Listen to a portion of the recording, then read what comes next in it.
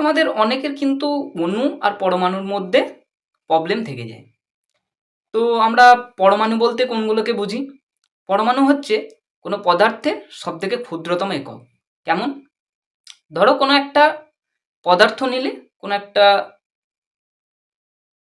Particle নিলে, তো সেখানে সেটাকে যত ছোট ছোট কাটতে যাবে সবথেকে ক্ষুদ্রতম যে অংশটা পাবে সেটাই হবে আমাদের পরমাণু।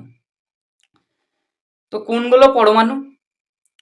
হাইড্রোজেন, হাইড্রোজেন আছে একটা পরমাণু।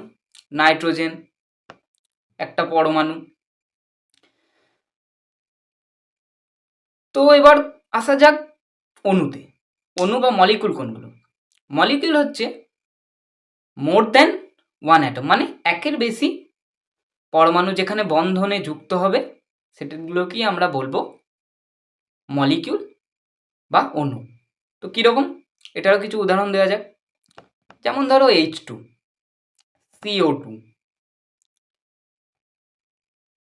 SO3, এগুলো হচ্ছে মলিকিউল। একের বেশি অ্যাটম কিন্তু এখানে রয়েছে।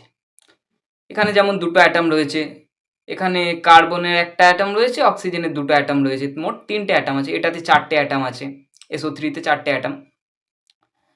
তো এগুলো হচ্ছে মলিকিউল।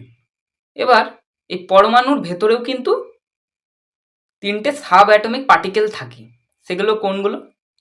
আমরা সকলেই জানি, ইলেকট্রন, প্রোটন, নিউট্রন। তো ইলেকট্রনের চার্জ হচ্ছে নেগেটিভ, প্রোটনের চার্জ হচ্ছে পজিটিভ, আর নিউট্রন হচ্ছে নিউট্রাল বা চার্জহীন। তো এই ইলেকট্রন, প্রোটন, নিউট্রন থাকে কোথায়? তো ইলেকট্রন, প্রোটন, নিউট্রন থাকে হচ্ছে পরমাণুতে। প্রোটন আর নিউট্রনটা থাকে হচ্ছে ঠিক পরমাণুর নিউক্লিয়াসে।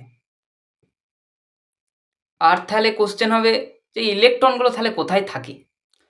তো ইলেকট্রনগুলো থাকে হচ্ছে এই নিউক্লিয়াসের বাইরে এরকম ঘুরতে থাকে। তো মুক্ত কক্ষে এই ইলেকট্রনগুলো ঘুরতে থাকে।